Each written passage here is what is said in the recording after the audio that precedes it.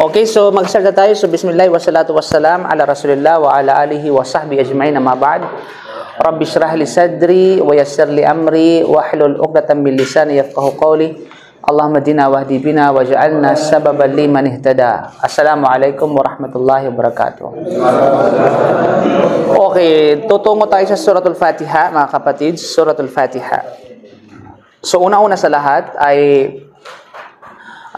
welcome sa ating mga bagong kapatid na masyaallah. Sila po ay mga taga-awali.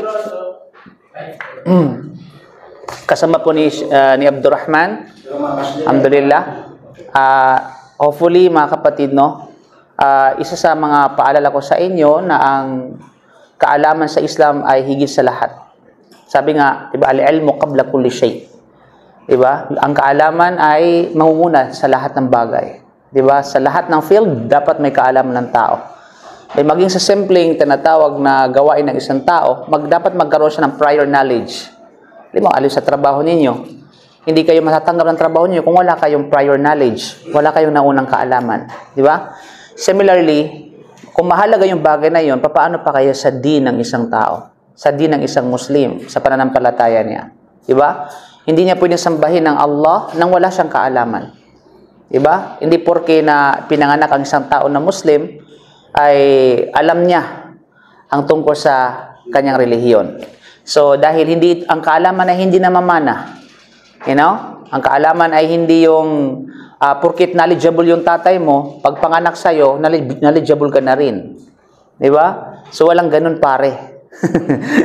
So, nararapat na sa isang Muslim magpunyagi at magsumikap na pag-aralan ng kanyang din. Dahil dito nakasalalay ang tagumpay niya sa kabilang buhay. No?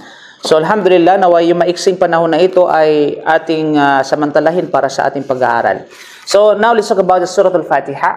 Ayan. Sa page 3 ng inyong tinatawag na kitab. Okay. Suratul Fatiha. Sino makapagbibigay ng halimbawa ng pagbabasa nito?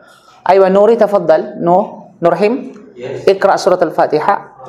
Bismillah. A'udhu billahi minash shaytanir rajim. Bismillahirrahmanirrahim. Alhamdulillahi rabbil alamin. الرحمن الرحيم مالك يوم الدين إياك نعبد وإياك نستعين اهدنا الصراط المستقيم صراط الذين أنعمت عليهم غير المغضوب عليهم ولا الضالين. Amin. Jazakallahu khair. Hasbuk. Okay, mga kapatid sa pananampalatayang Islam, walang duda, bago natin intindihin ang ibang mga talata at ibang mga sura ng banal na Quran, pinakamahalagang intindihin at unawain natin ang pinakaunang sura ng banal na Quran. Dahil pag tinanong kayo, ano ang pinakadakilang sura sa banal na Quran? Al-Fatiha. Okay, walang duda. So, pinakadakilang sura ng banal na Quran, hindi mo naunawaan? Right. Isang malaking katanungan yan bilang isang Muslim. Di ba? Ginagamit mo sa pagdarasal mo more than 5 times. O ilang beses ba natin ginagamit ang Suratul Fatiha sa loob ng isang araw? At least 17 times. O 17 times, yun ay tumutukoy lamang sa obligadong pagdarasal. Obligadong pagdarasal. Hindi pa yung mga kasama sa sunnah. And yet, hindi natin naunawaan yun. Lagi natin binabasa. Tapos, hindi natin alam ang ibig sabihin nun. Diba? Kasi tandaan natin, napakahalaga na binabasa mo, naunawaan mo. Walang tatalo doon, di ba? Walang kapantay doon kapag yung binabasa mo, naunawaan mo. Yes, di ba? May alam mo yung binabasa mo. Alam mo yung kahulugan, alam mo yung ibig sabihin. Kasi ninanamnam mo yun. Di ba? Iniisip mo yun, kumbaga. Okay, narito tayo para pag-aralan yun. Although, alam natin na karamihan sa inyo ay pinag-aralan na yung Suratul Fatiha. Okay, kahit ako nga Pinag-aralan ko natin ng ilang beses ng Surat Al-Fatiha, mga kapatid. Subalit, according sa curriculum, ay kinakailangan pagdaanan natin inshallah subhanahu wa ta'ala ito. Okay, but i-elaborate lang natin ng konti inshallah. Now, bilang batayan, sa tinatawag na pagiging dakilang sura na ito, yan, nakasaad po yan sa footnote number 1. So, basahin natin, si Abu Sa'id bin Al-Mu'alla ay nagsalaysay. Habang ako ay nagdarasal sa loob ng masjid, ako ay tinawag ng Propeta Muhammad sallallahu alaihi wasallam, ngunit ako ay hindi agad nakasagot. So ano ang senaryo? Yung sahaba na ito, nagdasal sa loob ng masjid. Ang tanong, anong klaseng pagdarasal yon? Sunnah. Okay? Sunnah. Mamaya makikita natin dito kung bakit sunnah. Malinaw? Sunnah na pagdarasal. So habang siya nagdarasal, mantakin mo ikaw yung nasa posisyon na yon.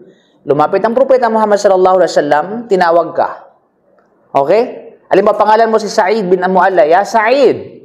Habang nagdarasal ka. So, basically, ang iniisip mo, bakit ako sasagutin? Bakit ko sasagutin ang kanyang tinatawag na pagtawag na samantalang ako ay nagdarasal? Di ba? Maaari bang o kinakailangan ko bang tugunin ang kanyang tinatawag na panawagan? Di ba? Samantalang nasa posisyon ako ng pagdarasal. Yung hadith na ito, mga kapatid, sa panampalatayang Islam ay nagpapahiwatig ng maraming isyo. Maging dalil ng maraming tinatawag na isyo. Okay, patuloy natin. Now, pagkaraan, ako nagsabi, okay, usugo ng Allah, ibig sabihin ng pagkaraan, pagkatapos ng kanyang patayin nyo sa sindak si Barbara. Ano ba yan? Okay. Okay.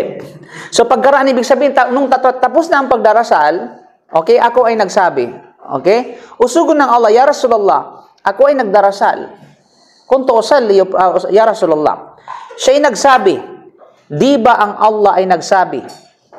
Hindi ba sinabi ng Allah, tumalima sa Allah sa pamamagitan ng pagsunod sa Kanya at Kanyang sugo kung tinatawag ka. Idha du'itum sa chapter 8, verse 24. Okay? Ibig sabihin, tugunan ninyo, magsabihin tumalima, sumunod kayo, or tumalima, ibig sabihin tugunan ninyo. Okay? Kapag sa pamamagitan ng pagsunod sa Kanya at sa Kanyang sugo kung tinatawag ka. So basically, mga kapatid, sa rights, ang ano ni Propeta Sallam, walang duda ang karapatan niya is mas nakakaangat. Tandaan po natin yan. Subalit sa pagkakataon, na kapag ang sunnah ang pinag-uusapan, sunnah na pagdarasal, sunnah, o obligadong pagdarasal, hindi pwedeng tinatawag na, kasi obligado yon. Nalinaw? So, hindi pwedeng tinatawag na, sabihin natin ay tumugon. Nalinaw?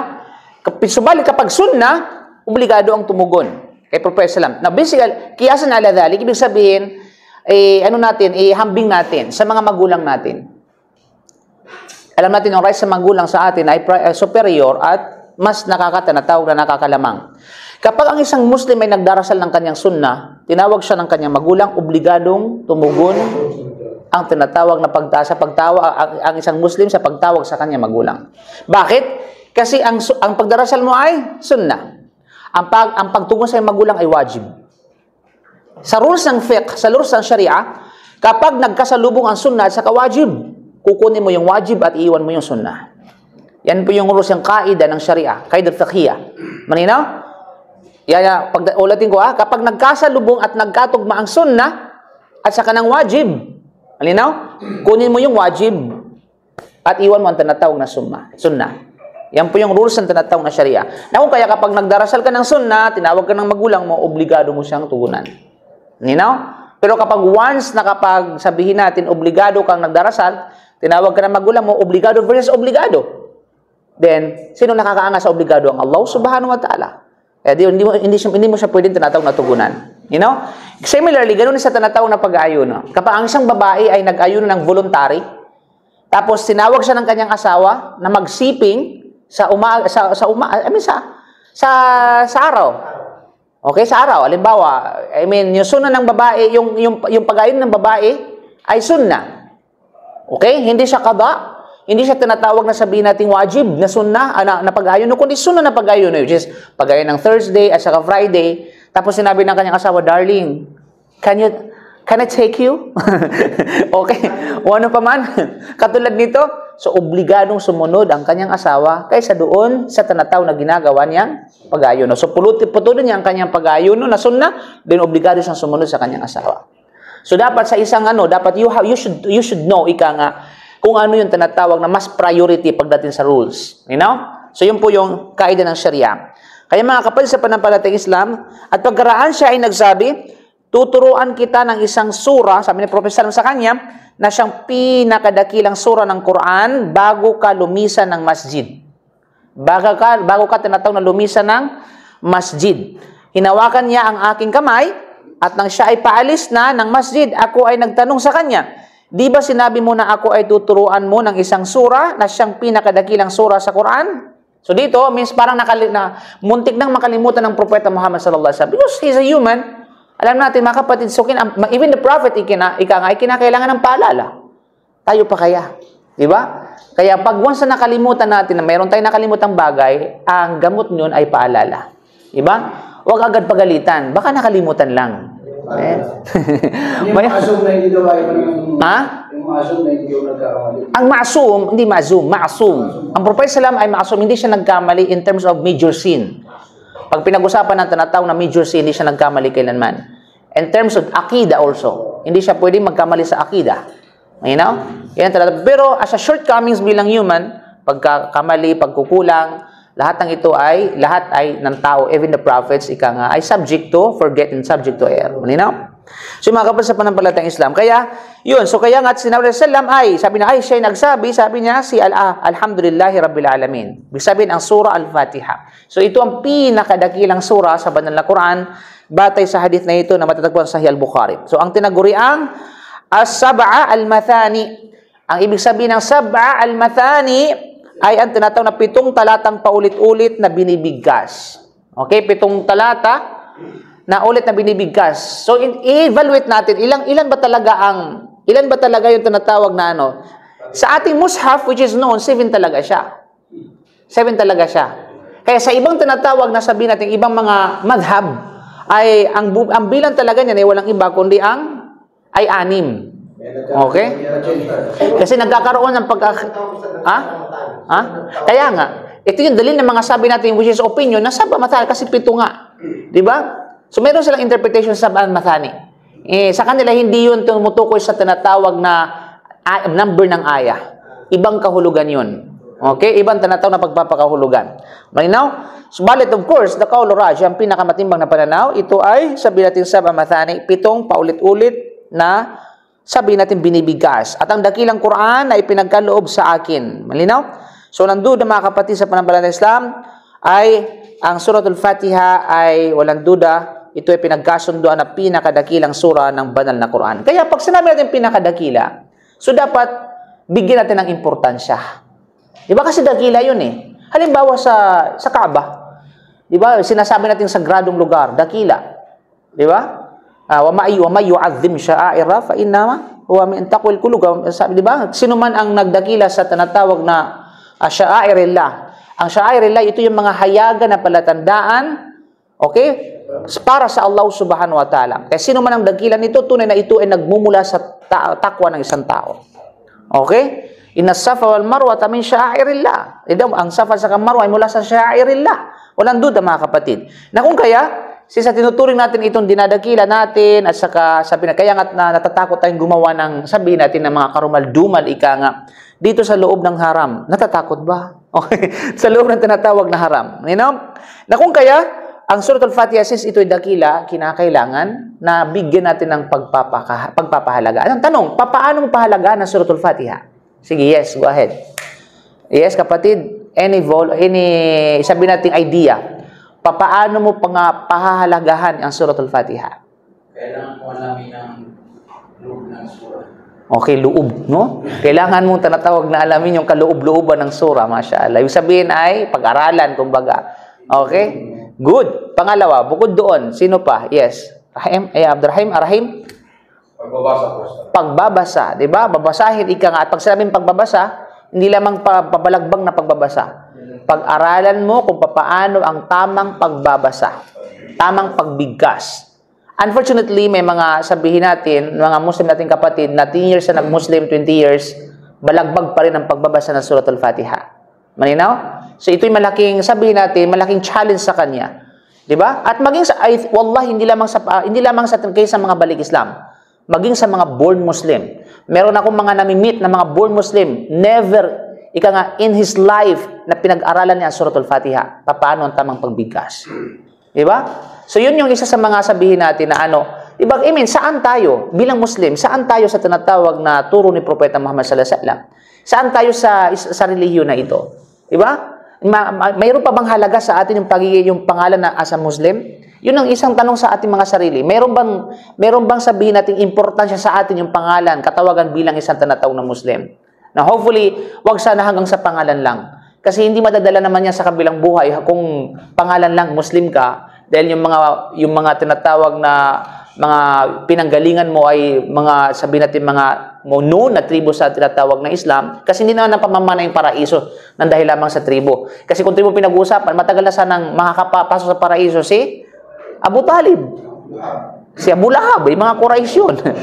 Which is tribo ni Propeta Muhammad sallallahu alaihi wasallam. Yes. Pero hindi ang pagiging makakapasok ng paraiso dahil sa tribo. Tandaan po natin yan. Kundi dahil sa kaalaman at pagsabuhay mo sa turo ng pananampalatayang ito. Na kung kaya mga kapatid, so sa pamamagitan ng pagsaulo, sa pamamagitan ng pagsabuhay, sa pamamagitan ng pag-unawa, pag-intindi at pag-aaral ng Suratul Fatiha, higit sa lahat sa pamamagitan ng tamang tinatawag na pagbigkas at pagbabasa nito mga kapatid. At naway pagkaloob sa atin ng Allah, sa atin lahat dito, yung bagay na ito mga kapatid. Now, of course, Fatihatul Kitab, na kung saan sinabi ng Allah, Ba'udhu billahi minasyaitanir rajim, Bismillahirrahmanirrahim. So, Bismillahirrahmanirrahim dito sa ngalan ng Allah. So, mayroong footnote number 2. Ayan, sa ngalan ng Allah, ang mahabagin, ang maawain. So, dadako tayo sa tinatawag na footnote number 2, mga kapatid. Now, bago pa, ano pa talaga? Okay? Kasi nakasaad dito, ay sa Fatihatul Kitab muna. Bakit tinatawag na Fatihatul Kitab? Ang Suratul Fatiha. Okay, una-una ang Fatihatul Kitab. Fatih, ang ibig sabihin ay panimula. Okay, pambungad. Kasi ano yan alam niyo yung miftah? Alam mo yung tinatawag na miftah. Alam niyo, meron kayo niyan. Sa bahay niyo, sa office niyo, sa kwarto ninyo. Diba? Okay. So, magagamit natin ang salitang ugat na ito. Miftah. Miftah. Ayan, miftah. Right? Now, yung Fatiha, Fatih. Fatih. Fatih. Ibig sabihin ng Fatih, yung nagbubukas. Okay, halimbawa ikaw ay nagbubukas, ang tawag sa iyo Fatih. Anong pambukas mo? Tagabukas. Yes, good point yun. Tagabukas. Anong pambukas mo? Ginamit mo miftah, susi. Di ba? So, hindi mo bubuksan yung tinatawag na parang pagdarasal ba? Ano yung susi ng pagdarasal? Salah, wudu. Anong susi ng pagdarasal? Salah. Wudu. Okay. Wudu, kasi hindi tanggap ang pagdarasal mo kung wala kang wudu. So, yun ang susi ng pagdarasal. So, miftah, mga kapatid, sa pananampalatayang Islam. So, kaya tinatawag na itong Fatihatul Kitab, ibig sabihin Fatihatul Kitab, tagapagbukas ng, sabihin natin, ng aklat. Okay? Kitab. So, we have a word kitab. Meron tayong word na kitab. Ang kitab ay isa sa mga pangalan ng banal na Quran. Okay? Ang pangalan is kitab. Now, bakit siya tinatawag na Fatihatul Kitab? Tagapagbukas o tagapagbukas ng tinatawag na aklat, mga kapatid. Kasi nga, ito ay panimula. Ito ay ang panimula. Okay? Panimula ng aklat. Diba? Kaya sa lahat ng walang mushaf na walang Suratul Fatiha na nauna doon ang Suratul Fatiha. Walang mushaf na wala doon yung Suratul Fatiha. Kaya pag sinabing complete mushaf, nandoon yung Suratul Fatiha. Although kahit ito halimbawa, hindi ito kompletong tinatawag na surah. Diba? Nagsimula sa Suratul Mujadilah hanggang sa huling surah. Subalit nauna na ang Suratul Fatiha. Okay? So bilang karangalan at pagpaparangal sa Suratul Fatiha. So, ito'y tinatawag na panimula ng aklat. Ito ay tinawag ding Ummul Kitab. So, pangalawang katawagan sa Suratul Fatiha, Ummul Kitab. Ang Ummu, ano yung Ummu? Ina. Mother of books. Diba? Mother of book. Katulad ng Makkah, ang isa sa mga katawagan ng Makkah, Ummul Qura. Pangalan po ng Makkah is Ummul Qura. Old name. University dyan. Yes, doon pinangalan yung university na Ummul Qura. Ibig sabihin, the mother of village. Of villages. Qura is villages. Okay? So, mga kapatid, marami yan. Ummu. Okay? Ummu Kird. Alam mo yung Ummu Kird? Mother of monkey. Ummu Kird. Okay. So, yun mga kapatid, Ummul Kitab, na kung saan, tinawag ding Ummul Kitab, which is ang haligi ng aklat. So, kaya nga yung tinatawag na dito, of course, maraming kahulugan ng Isa dito ay walang iba kundi ang haligi ng aklat. Sapagkat ito ang unang sura na isinulat sa mga sipi ng Quran at ito rin ang unang sura na binibigkas sa pagsasagawa ng sala. Kaya nga, la salata liman lam yaqra bi Fatihatil Kitab. Sa ibang narration, la salata liman lam yaqra bi Ummil Kitab. Ibig sabihin, walang pagdarasal na hindi binabasa ang suratul Fatiha sa kanyang salah. Okay? Walang pagdarasal. So, pag hindi mo nabasa ang suratul Fatiha, kahit lang sa single raka'ah, hindi mo binasa, malinaw? Kahit pa nakalimutan mo, kinakailangan mo itong palitan. Yung ano na yun, yung tinatawag na raka'ah na yun. Kinakailangan mo palitan. Dahil cancel yung isang raka'ah dahil walang Fatiha. Maliban na lamang, may mga exemption yan. Okay? Maliban na lamang kapag late ka. Hindi mo lamang kung ikaw ay nasa likod ng agama. Nasa likod ka ng ma'mum, tapos late kang dumating, ang naabutan mo is, tinatawag na ruko. Tapos, wag ka lang tumakbo na para kang sila Lydia de Viga na parang makaabot sa may mga tumatambling na Meron nga dumaan sa newsfeed ko sa Facebook Isang anak, nagmamadali tumambling doon sa Nakita nyo yun? Para makahabol doon sa tinatawag na raka'ah. Nakita nyo yun? Subhanallah. Hindi namin nakita yung nasa likod ng agama. Huwag kasi nungaling. Okay. Nadulas nga siya. Okay? Nadulas nga siya. Mainit ba? Dito ka para malamigan ka. Doon ka, bro. Para malamigan ka. Kaya nga dito kasi yung aircon kasi. Pakasarado kasi yung para lumalabas kasi yung Doon kayo. Okay?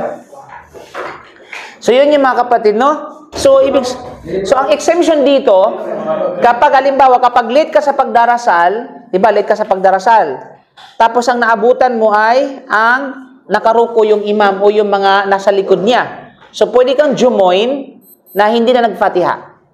Tanggap yun. Pero kailangan mo magtakbiratul ihram. Magsabi kang Allahu Akbar, tapos magruko ka. Paano pag nakaangat? Pag nakaangat hindi mo naabutan yung tinatawag, hindi tanggap yun na isang raka'ah. Okay? Hindi yung may consider na isang raka'ah. Masbuk. Okay, halimbawa kapag dalit umangat na yung imam. Tapos saka paano? Hindi acceptable 'yon para tanggapin na isang raka'ah. Palitan mo yung raka'ah na 'yon. Bayaran mo 'yon. May nagtanong angat pala. Pag-angat pa, halimbawa, hindi pa nakatotally nakaangat, may mga ulama nagsabi, kinukonsider ito, so long na hindi pa nakatotally nakaangat. Ano yung nagsalosad na yung nagsusuna yung sa loob ng masjid? Kasi tapos sumama yung magsasala, umabul. Isuna yung nagsasala. Umabul siya, akala niya yung wak na wajib. Walang problema. Walang problema ng imam niya is sunnah ang pagdarasal at ikaw ay wajib. Ay, wajib. Meron niya, may mga hadith yan. Okay? Sunnah lang daw. Sabi ko, hindi tayo maalam. Tanong tayo. Hindi. May hadith yan mga kapal sa panampalatayang Islam. Okay? Pwede yun. Malinaw? So, malinaw? So, yun yung mga kapatid So, ibig sabihin dito, nakasaad dito na hindi tatanggapin ang sala kung walang tinatawag na Fatihatul Kitab. Okay.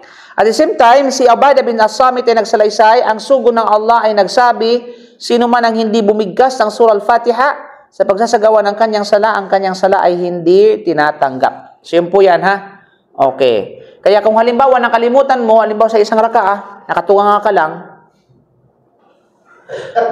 nakaganong ka lang, dami mong iniisip mo yung manager mo doon sa lukma. Hindi makatarungan. Tapos, nakaganon ka lang. Ibig sabihin, saka mo pa naalala na pati hindi pala ako nakapagpatiha. Tapos nakapag-ano ka na? Nakapag-ruko ka na. Anong gagawin mo? Anong gagawin mo? Sige nga. Ano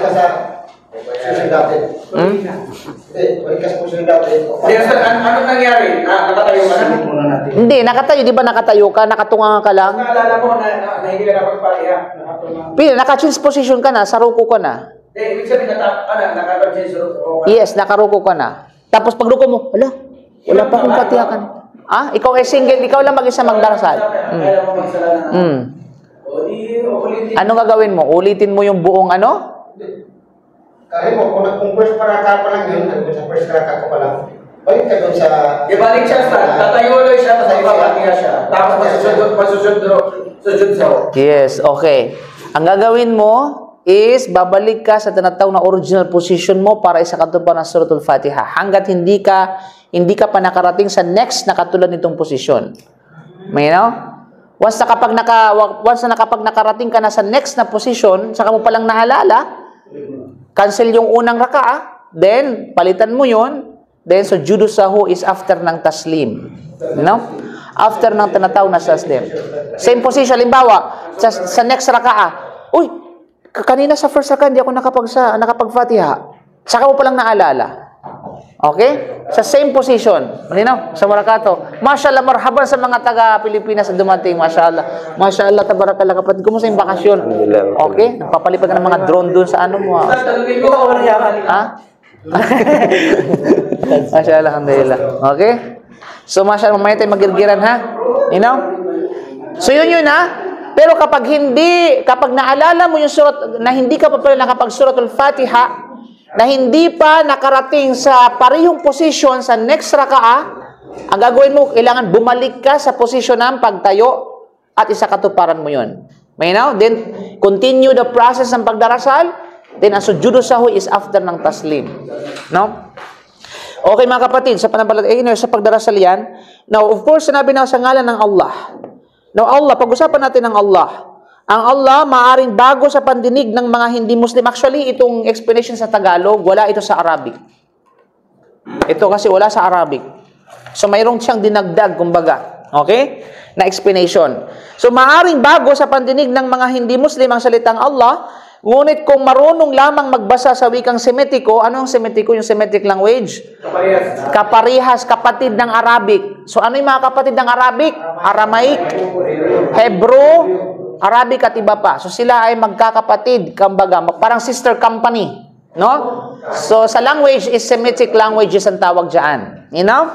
Kaya nga doon sa naalala niyo yung pinako raw si cross, si Hesus Kristo sa kanilang claim, ele lima sabaktani. So sa Arabic, Allah lima taraktani. So, sa English, God, Father, why are you forsaken me? Bakit mo ako pinabayaan? Diba? So, samantala, yan ay claim nila na pinako, hindi naman talaga napako si Jesus. Ha? Wala pa daw pa ako noon. Wala pa kasi yung China noon. Anyway. So, hindi.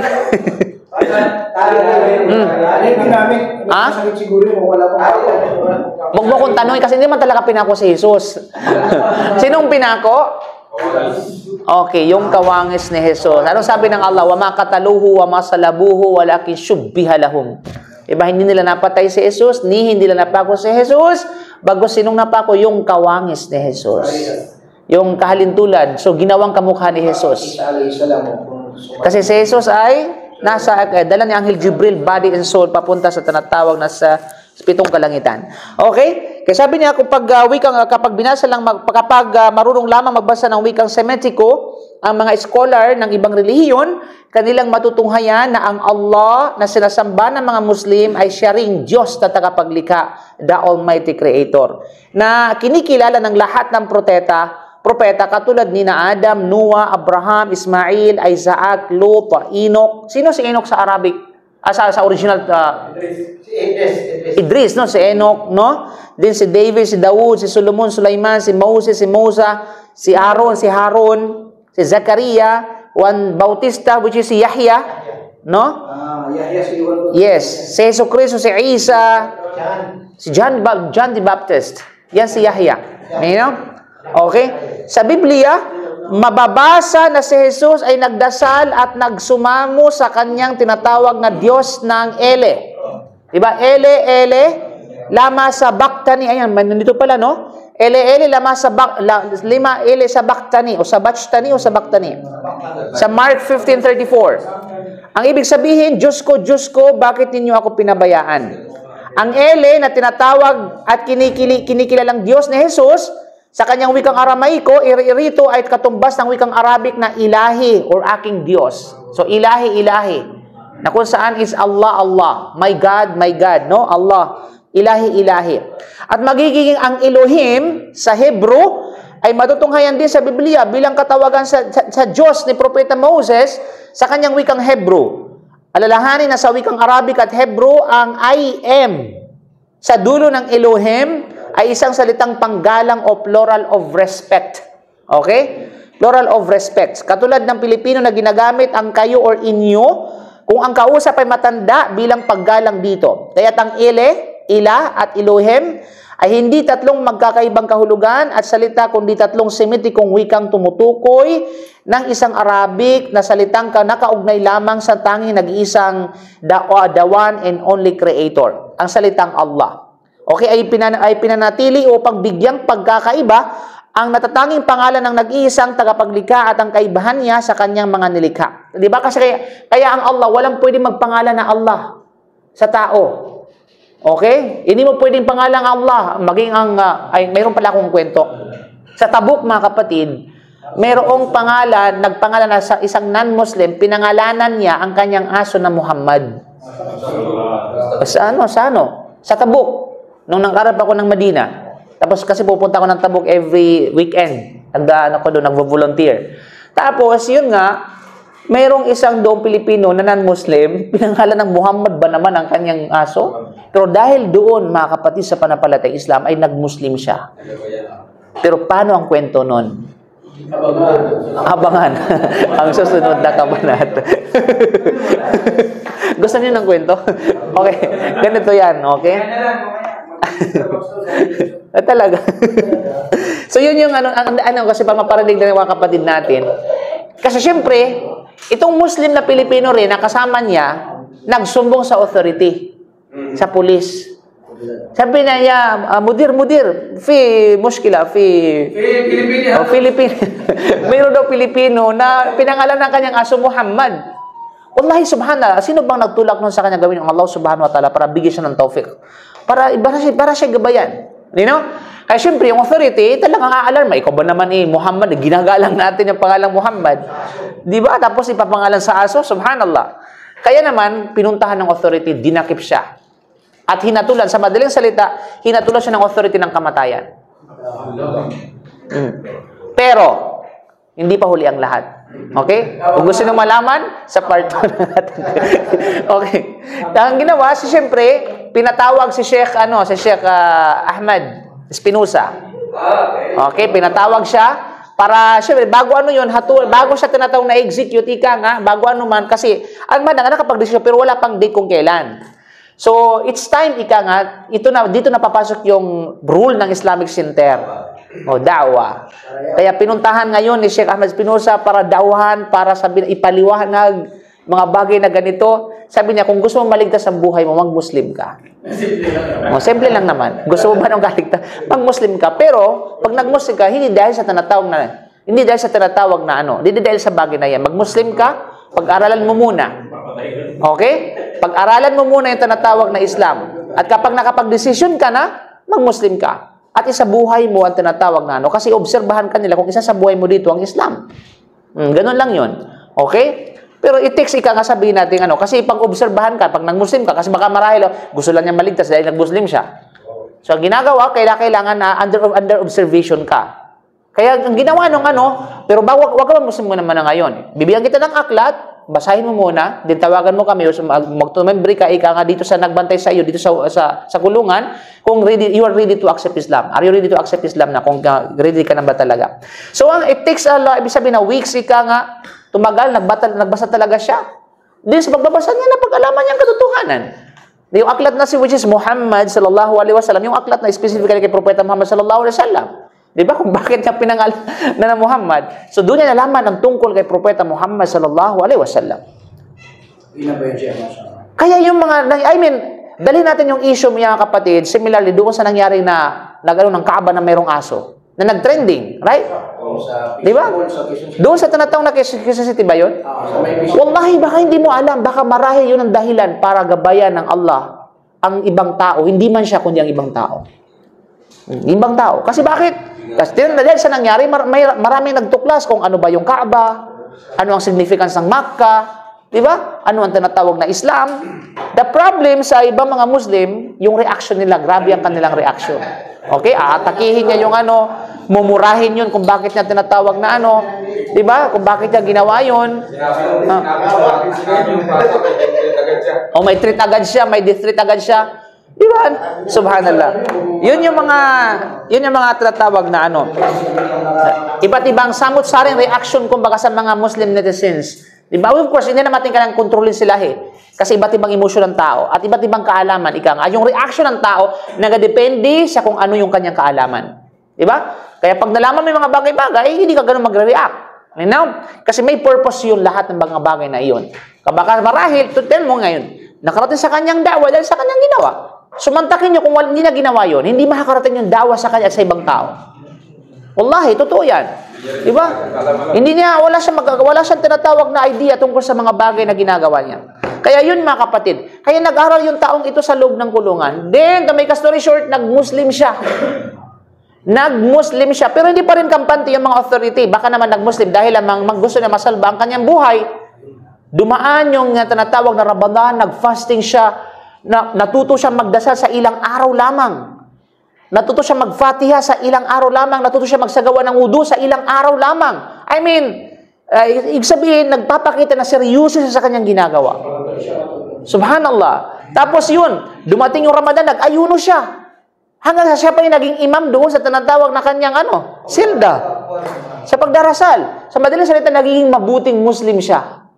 Subhanallah. After that, binigyan ng parol, pinalaya siya.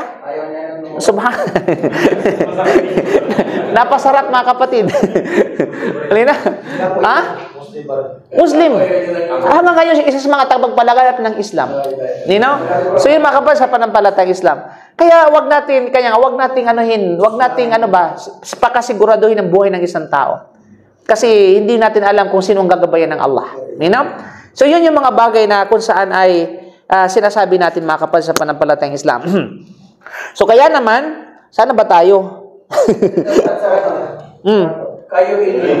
Katulad sa Pilipino, ginagamit ang kayo inyo. Okay. Ay pinatili upang ang Allah ay hindi nasasangkot, yun nga. Sa kasarian, yun. Sa halimbawa, ang kasarian, which is sexual identity, ito ay ginagamit upang bigyang pagkakaibang babae at lalaki. Ang kasarian ay hindi maaring taglayin ng isang tunay na Diyos. Ang Allah ay hindi rin nasasangkot sa pangmaramihan, plurality of number. Hindi katulad ng salitang God sa wikang Ingles, kapag ito ay dinagdagan, literang S, nagiging gods. Ito ay magiging gods na nangangahulugan maraming Diyos. O di kaya ay nagiging goddess na ang kahulugan nito ay babaeng Diyos. Ang Allah ay isang salita na nagsasaad na kaluwalhatian, kapangyarihan, kadakilaan at kapurihan o karangalan. Ito ay isang banal na katawagan na hindi maaring gamitin ng sino mang nilikha sa ano pa mang dahilan sa pamamaraan at kalagayan. So, ibig sabihin, hindi pwedeng ipangalang ang Allah sa kanyang nilikha. Okay? Hindi mga kapatid. Maging yung tinatawag na Rab. Tulad na sinabi natin, ang Rab ay hindi pwedeng ipangalan sa kanyang nilikha maliban lamang mayroong idafa, mayroong karugtong. Okay, Rab, halimbawa, Rabbul Bait, okay? Rabbul Khubs, halimbawa, no? Rabbul Ma, okay, Rabbul Thiyab, sabihin may-ari ba? Okay, nagmamay-ari halimbawa ng salapi, Rabbul Mal. Pero yung Rab, sabi mo, bro, pangalan kita Rab, may nabuang na dong. Okay, hindi na pwede yan. Gusto mo makulong? Ha? Hindi pwedeng tinatawag na ipangalan yan. Hindi na? Ha? Rabbit, pwede. Okay? Sorry mga kapatid. So, Rab, malinaw? Then, of course, sa ngalan ng Allah, ang mahabagin at maawain. So, let's talk about tinatawag na Bismillahirrahmanirrahim. Ang Rahim, so mayroon ditong footnote.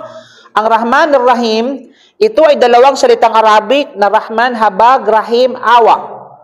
Ano pagkakaiba ng habag at saka awa sa Tagalog? Wala, no? Parehas din. Parehas. Pero sa tinatawag na Arabic, may pagkakaiba ang Rahman at saka ang tinatawag na Rahim. Nang pinag-ugatang salita ay rahmah, which is habag.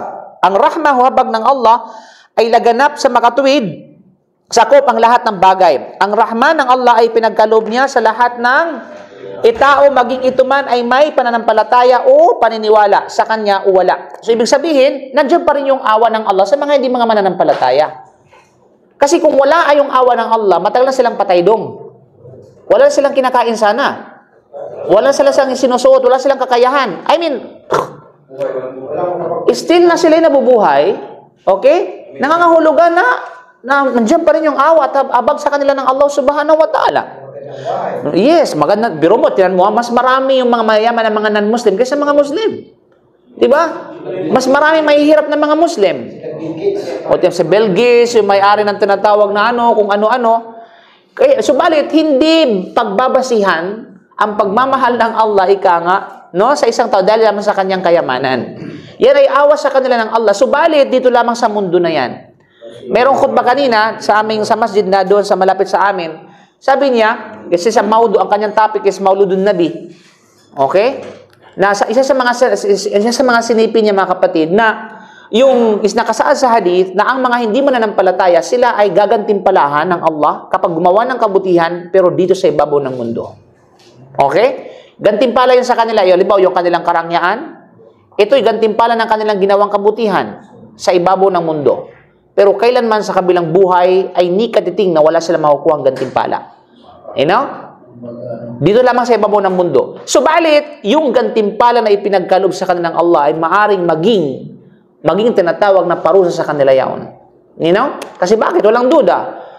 Paano ba naman? Halimbawa, pag isang non-Muslim ay mayaman, mayroon tinatawag na karangyaan, anong gagawin niya, mga kapatid sa pananampalataya? Aabusuhin niya yung kayamanan sa pamamagitan ng tinatawag pagmamataas. Di ba? Sa pamamagitan ng mga bagay na kung saan ay palakapalaluan. So, lahat ng ito ay magbibigay ng parusa sa kanya. Okay? So, walang duda. So, sa kanila, kaya sino man ang gusto ng mundo, bibigay yun ng Allah. Gusto mo ng mundo? Ibibigay ng Allah yung pag gusto ng mundo. Waman arad al-akhirah, at sino man ang gusto ng kabilang buhay, ibibigay yun ng Allah sa isang tao. You know? So, bali tayong mga Muslim, mga kapatid, hindi ang ating ultimate, no, na hangarin yung mundo na ito, kundi ang tinatawag na kabilang buhay. Yung mundo daw ay wala sa tibaw ng isang pakpak ng Pakpak ng langaw? Yung mosquito, ayaw mo ng langaw, kundi lamok. Ibig sabihin niya, mga kapatid, na mundo ay walang sa isa ika nga. Diba? Isang paghahambing, kumbaga. Na kung saan ang mundo na ito ay mas mabigat pa, mas mahalaga pa ang pakpak ng lamok. Ngayon, kaysa tinatawag ng mundo na ito, kung tutuusin. Kasi ganun ka, walang kwenta ang mundo na ito. You know? Kaya wag kang magmahal ng mundo, hindi ka naman niya mahal. Diba? Anong pakiramdam ng minamahal mo, subalit hindi ka naman niya mahal? Masakit ba?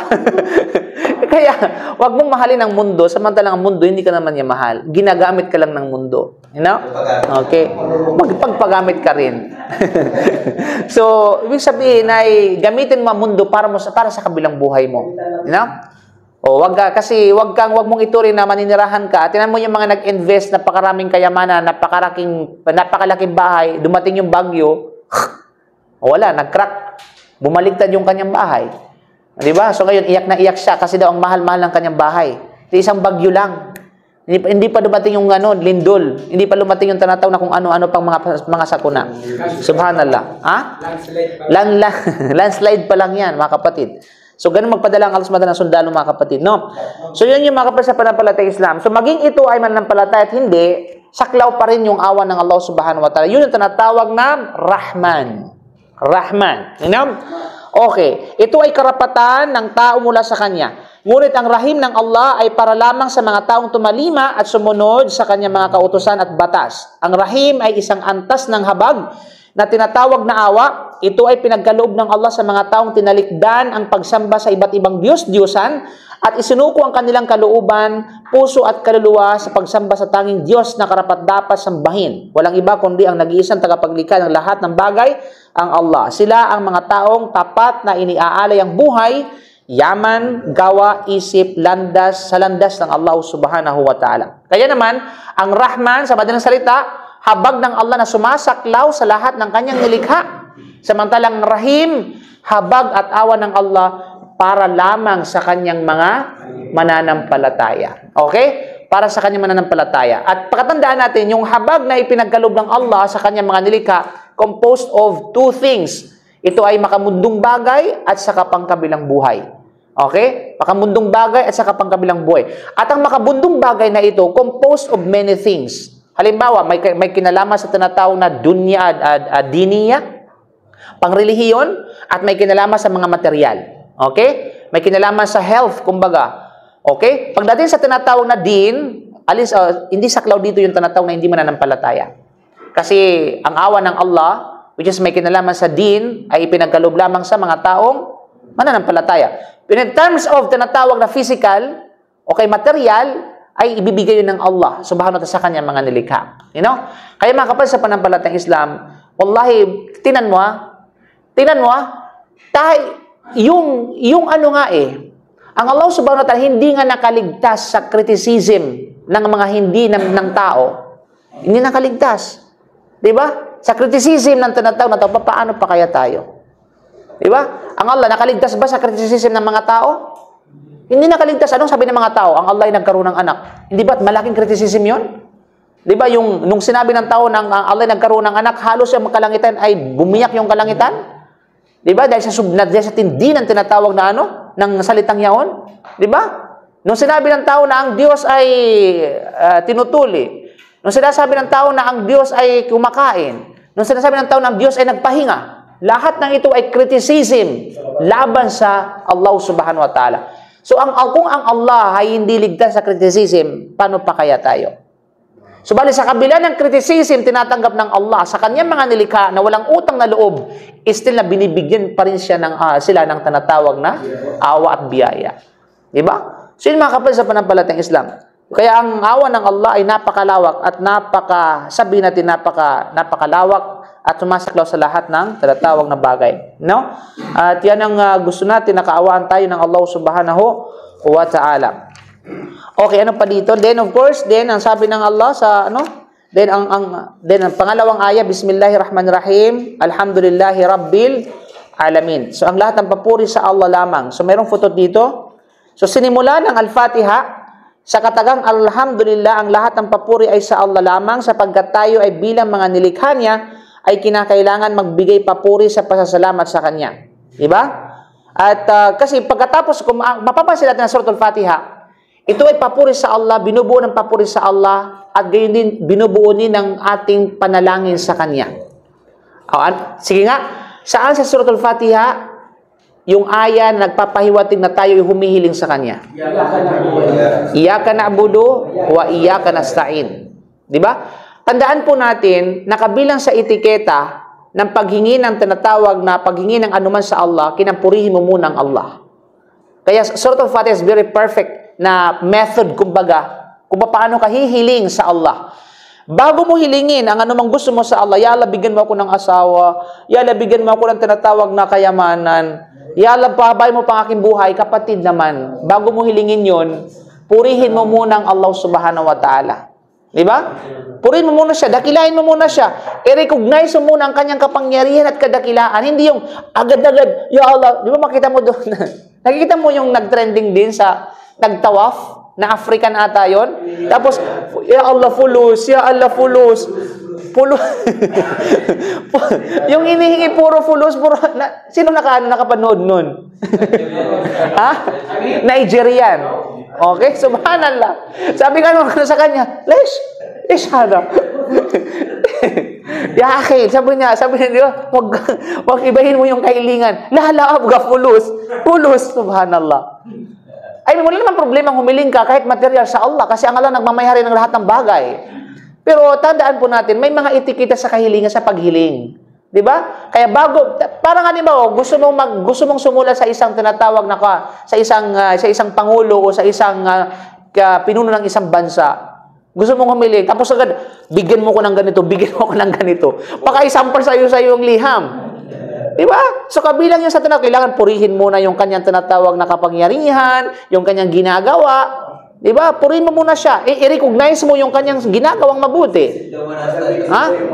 Pasip-sip ka muna sa kanya. Kasi yun talaga yung dapat. Diba? Din saka mo ngayon sa ibaba, saka mo na ngayon yung tinatawag na kung anong gusto mo. Ganun talaga yan. Yan, ya Hayyu ya Qayyum, ya Razzaq, okay? Ya Dzul Jalali wal Ikram. Lahat ng papuri, ipuri mo na sa Allah Subhanahu wa Ta'ala. Lahat ng pagluwalhati, pagdakila sa Allah. Diba? Gawin mo muna yan. After that, saka ka magpakumbaba sa Allah. Diba? Kasi yan yung method ng Surah Al-Fatiha. Kaya sinumpisahan sa Alhamdulillahi Rabbil Alamin, mga kapatid. Sinimula ng Al-Fatiha sa katagang Alhamdulillah, which is ang lahat ng papuri ay sa Allah lamang, sapagkat tayo bilang mga nilikha niya ay kinakailangan magbigay papuri at pasasalamat sa Kanya. Siya ang nagbigay biyaya at mga kabuhayan upang tayo ay mamuhay ng matiwasay. Ang Alhamdulillah ay sumasagisag bilang tanda ng pagkilala sa Kanyang bilang tagapanustos ng lahat ng Kanyang mga alipin. Okay, ito ay isang katagang kalugod-lugod sa Kanya. Ang Propeta Muhammad ay nagsasalaysay ng ganito. Ang pinakadakilang dua o panalangin ay ang pagsabi ng buong puso ng Alhamdulillah. Now, dalawang klase ng Alhamdulillah, mga kapatid. Ulit, okay, wala dyan. Dalawang klase ng tinatawag na Alhamdulillah. Klase, kumbaga. Okay? Una, two types of Alhamdulillah. Una, yung tinatawag na, okay, Hamdu, Hamdu Shukrin. Okay, ibig sabihin ng Hamdu Shukrin ay papuri na pasasalamat. Ito ay tinatawag na pasasalamat. Syukur ba? Pasasalamat. Okay? Hamdu ibig sabihin papuri. Okay, pangalawa, Hamdu Tafwidin. Tafwid. Okay? Tafwidin. Ang ibig sabihin ng tafwidin ay pagpapaubaya. Okay? Pagpapaubaya. Hindi yung pinapaubaya na parang kanta ni Morissette, ha? Morissette ba yun? Sino yun? Okay, si Moira Morer. Okay. Ibig sabihin, nagpapasalamat ka na pinupuri mo ang Allah. Ito ang hamdu syukrin, ito ay tumutukoy sa biyayang natanggap mo sa Kanya. Pag sabi mong alhamdulillah, pinupuri mo ang Allah at the same time pinasasalamatan. Ang hamdu tafwidin, ito yung mga bagay na ipinagkaloob sa'yo ng Allah na pagsubok.